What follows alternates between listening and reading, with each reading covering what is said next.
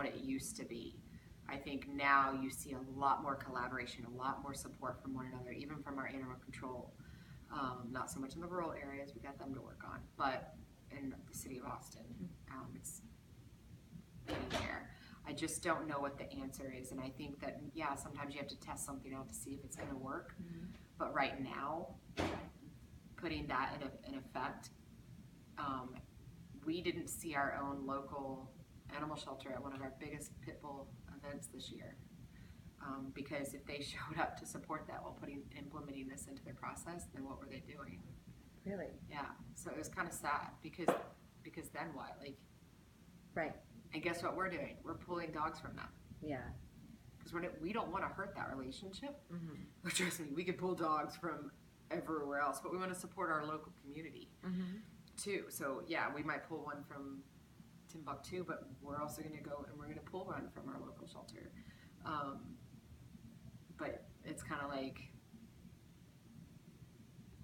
we know y'all like us as an organization, but you can't politically and verbally so much put that out there anymore. In fact, they used to do their own pit bull awareness event too. That stopped.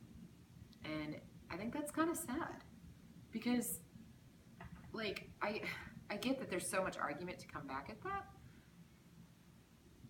but I'm coming from this side of it, right? You know, and so it's kind of hard to really see the positive for us right now, and maybe it will end up trickling down to be a more positive thing. I don't know, but we're never changing. We're always going to be who we are.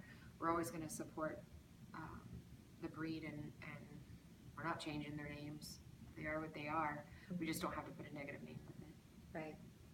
Have you seen over the years that there has been a change in the way that the community has seen this breed? Do you feel like it's been a negative one? No, I think it's been a positive change. Okay. I do. I think that we used to spend so much of our time and effort on always changing minds, which that'll never change. There's always going to be the person next door.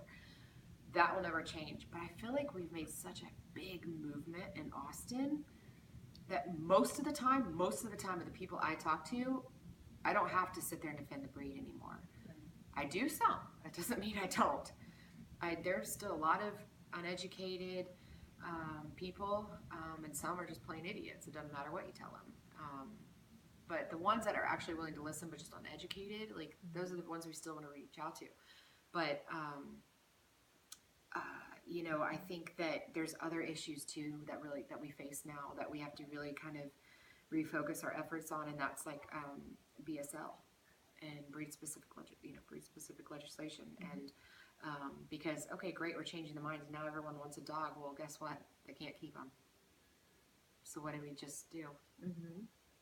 So I think that that's really, really important to refocus some of our efforts there. It doesn't mean we take away any piece of the education advocacy. That's still there and trying to get this changed. But we do have to put more of the legislation piece into it to really, you know, I know THLN, some of the other organizations are really trying to focus on tethering and those kind of things, which is great. I mean, this year we're going to be launching our first fencing program, to where we provide a fence to a home that has a dog chained up that's willing to to take them off the chain.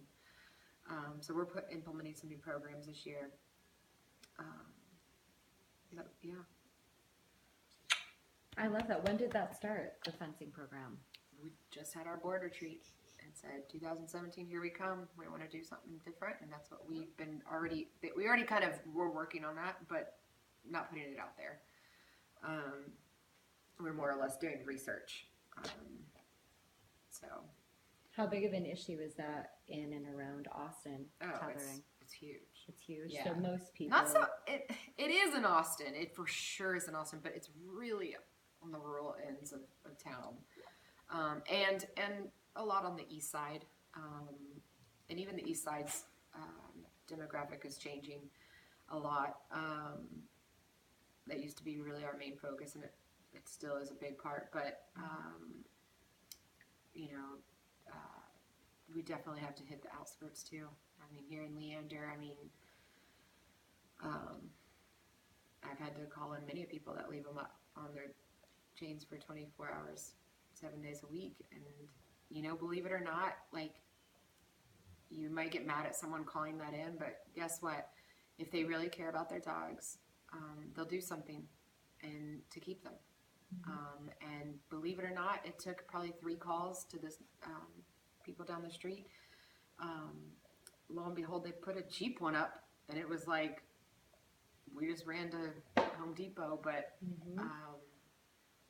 they weren't on the rope. Right. So